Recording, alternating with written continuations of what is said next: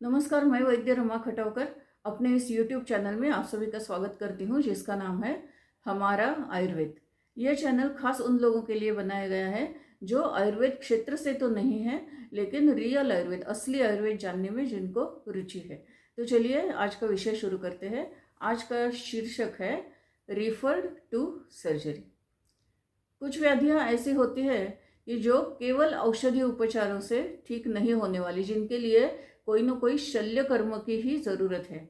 ऐसे रुग्णों को अन्य शाखाओं के लोग आज भी शल्य विशारद के पास भेजते हैं ऑपरेशन करने के लिए। इसी को कहते हैं रिफर्ड टू सर्जरी। यही वाक्य आयुर्वेद ग्रंथों में भी, आयुर्वेद क्षेत्र में भी बहुत जगह पाया जाता है। इसी का आयुर्वेदिक वर्षन है धान्वंतरेयाणाम इदम अधिकारः। चलिए इसी वाक्य का, इस संस्कृत वाक्य का, इस आयुर्वेदीय वाक्य का अर्थ फिर से एक बार देखते हैं। आयुर्वेद में 3 संप्रदाय मुख्यतः माने जाते हैं। उनमें से एक है धन्वंतरी संप्रदाय। अन्य 2 संप्रदाय इस तरह से है। चरक संप्रदाय एक है जो काय चिकित्सा या आजकल के ज़माने में जिसे फिजिशियन, जनरल फिजिशियन बोलते हैं। और तीसरा संप्रदाय है काश्यप संप्रदाय जो गायनेकोलॉजी से, प्रसूति तंत्र और स्त्री रोग से रिलेटेड है। तो धन्वंतरी संप्रदाय वो है जहाँ शल्य कर्म अर्थात ऑपरेशन से संबंधित सारी चीज़ों का अभ्यास और व्यवहार किया जाता है। इस संप्रदाय में जो चिकित्सक काम करते हैं उन चिकित्सकों को बोला जाता है धान्वंतरेय। आयुर्वेद की जो मुख्य 8 शाखाएं जिसे अष्टांग आयुर्वेद बोलते हैं, उनमें से एक प्रमुख शाखा है शल्य तंत्र अर्थात ऑपरेशन से व्याधि ठीक करने का जो शास्त्र विकसित हुआ है उसे शल्य तंत्र बोलते हैं।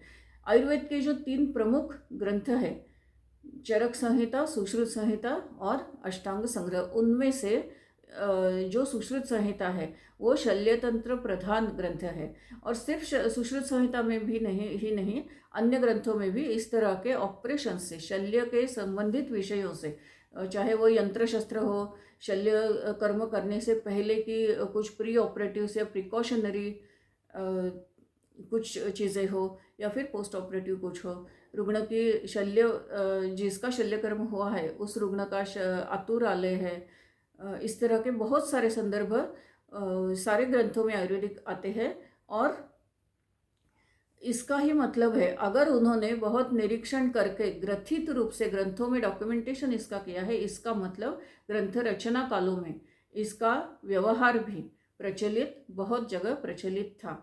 बहुत सारे संदर्भ में भी इसके मिलते हैं।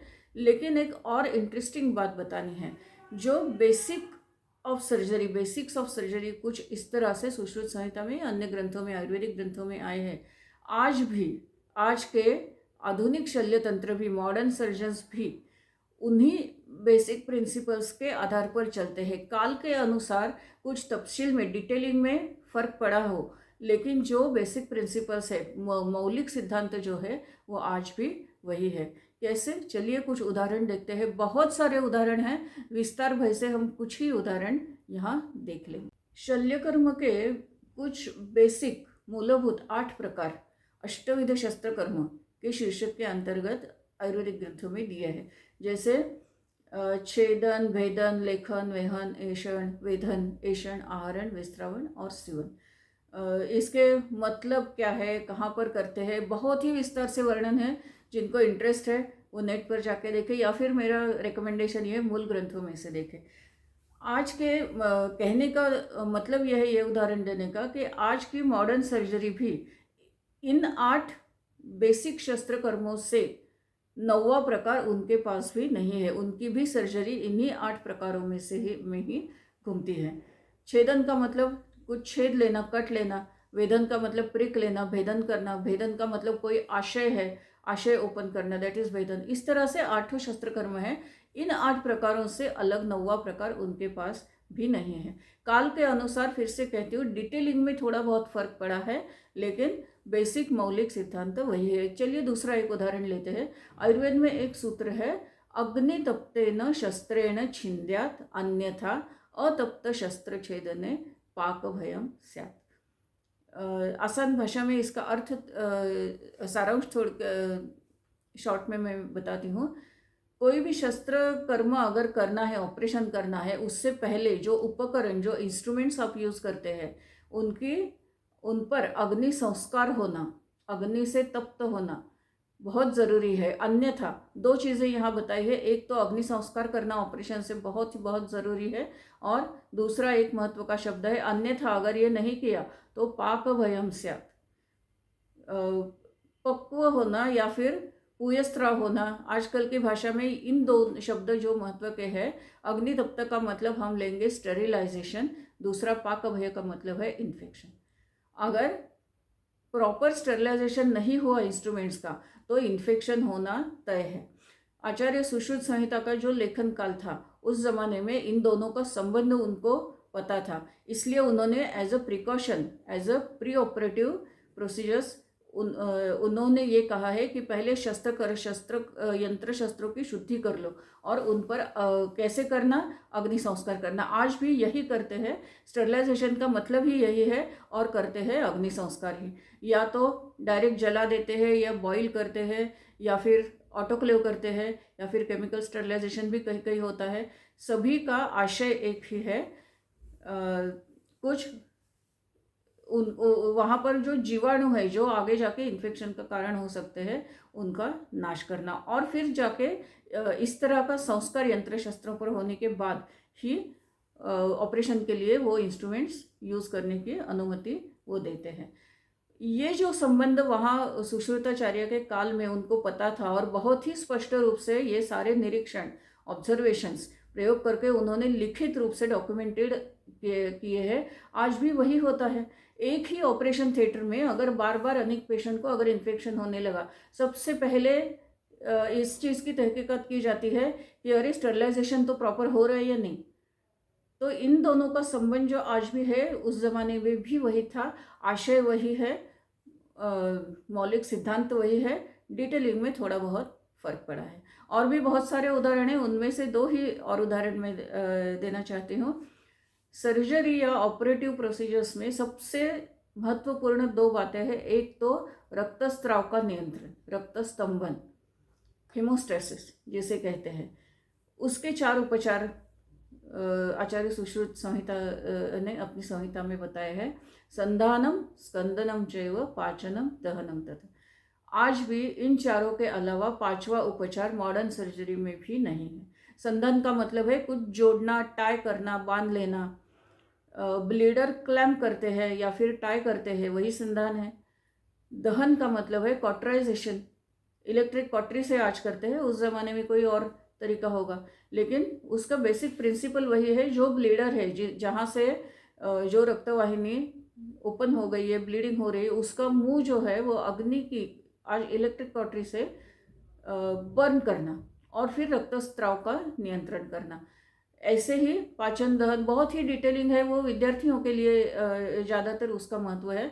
कहने का मतलब है, ये जो 4 उपचार रक्तस्राव के नियंत्रण के जो है, हेमोस्टेसिस के या रक्तस्तंभन के हैं, आज भी उनसे अलग 5वां उपचार आज भी करते नहीं हैं। विद्यार्थियों से एक याद आया, खास करके आयुर्वेदिक विद्यार्थियों के लिए मेरा एक दूसरा चैनल है, लर्निंग आयुर्वेद विद वैद्य रमा खटावकर। उसमें कुछ इस तरह से डिटेलिंग विद्यार्थियों के लिए जो उपयुक्त है वो मैंने दिए हैं। अगर आपको इंटरेस्ट है तो वही कुछ वीडियोस आप देख सकते हैं। अगला एक उदाहरण है व्रण, या आज के परिभाषा में जिसे बोलेंगे वुंड या अल्सर। इसका सभी ग्रंथों में, चरक संहिता में भी, सुश्रुत संहिता में तो होगा ही होगा, लेकिन चरक संहिता जैसा ग्रंथ जो है, जो काय चिकित्सा प्रधान ग्रंथ है, उसमें भी द्विव्रणीय चिकित्सा अध्याय में इतने डिटेलिंग में सारे वर्णन है। एक तो व्रण के भेद है, निज है, आगंतु है। कोई अगर व्याधि हो गया, एब्सेस है, बॉल्स है, उससे अपने आप व्रण हो जाता है। आगंतु व्रण का मतलब कहीं बाहर से आघात हो गया, अपघात हो गया, वो आगंतु व्रण है। ये प्रकार है। फिर दुष्ट व्रण और शुद्ध व्रण, clear wound, non infected wound और इन्फेक्टेड, आज भी वही प्रकार है। तीसरा एक भेद उन्होंने व्रण का दे दिया है कि स्थान या डेप्थ के अनुसार त्वचागत व्रण है, मांसगत व्रण है, स्नायुगत व्रण है। इस तरह से बहुत सारे 6-7 प्रकार उन्होंने दिए हैं। आज भी इनके अलावा व्रण का आश्रय और दूसरा अलग कुछ भी नहीं है। सिर्फ भेद ही नहीं, वर्ण की परिभाषा से लेके इतना डिटेलिंग सारा वर्णन है। शुद्ध वर्ण कैसे पहचाने, उनका दुष्ट वर्ण कैसे पहचाने, वर्ण का सीवन कब करे कब ना करे, कैसे करे, सीवन के प्रकार कौन से हैं, वर्ण शोधन और वर्ण रोपण, घाव भरने वाले कुछ चीज़ें हैं। इस तरह से और भी एक प्रकार है वैद्यकृत वर्ण, ऑपरेशन के लिए जो इंसिजन लेते हैं, छेद करते हैं, वो भी आइडियल किस तरह से होना चाहिए, उसके भी जो 4 क्राइटेरिया उन्होंने दिए हैं, आयतश्च सुविभक्त इत्यादि, और प्राप्त काले कृतम। आज भी वही क्राइटेरिया, आइडियल क्राइटेरिया से अलग कोई क्राइटेरिया नहीं। कहने का फिर से मतलब है कि जो बेसिक प्रिंसिपल्स वहाँ सुश्रुत संहिता में दी है, आज भी उन्हीं का पालन मॉडर्न सर्जन भी करते हैं। बस उन्हें पता नहीं है कि पहले भी हजारों साल पहले इनका व्यवहार में उपयोग होता था। बहुत ही सारे निरीक्षण प्रयोग करके, क्लिनिकल ट्रायल्स लेके, फिर ग्रंथ रूप में उनका लिखित रूप में डॉक्यूमेंटेशन किया गया है। आज भी जो बेलीज एंड लॉब नाम की बहुत प्रसिद्ध किताब है मॉडर्न सर्जरी की, उसके पहले पेज पर आचार्य सुश्रुत का फोटो मतलब चित्र, और उसके नीचे लिखा है पायोनियर ऑफ सर्जरी, आधुनिक सर्जरी, आधुनिक शल्यकर्म के उद्गाता, इस तरह का गौरव किया है आचार्य सुश्रुत का। इसके इन सब के अलग बहुत सारे ढेर सारे संदर्भ मिलेंगे।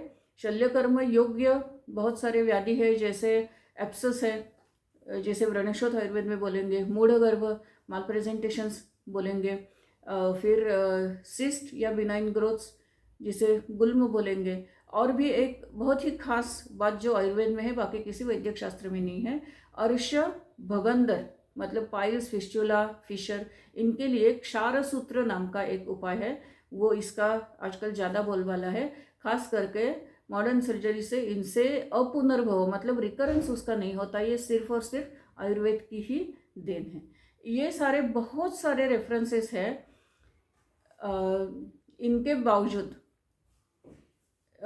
जो आयुर्वेद पढ़ते हैं, यूजी भी और पीजी भी, जो शल्यकर्म में करते हैं, उनके करिकुलम में, सिलेबस में भी इन सब चीज़ों का अंतर्भाव है। मॉडर्न सर्जरी का तो है ही, ये भी है।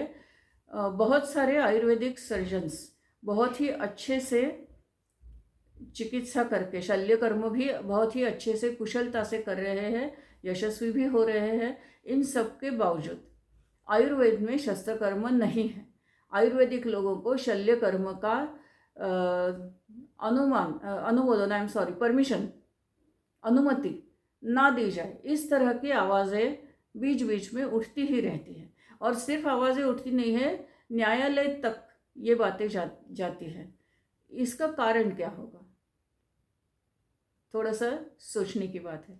ये वीडियो आपको कैसा लगा ये जानने के लिए मैं उत्सुक हूँ।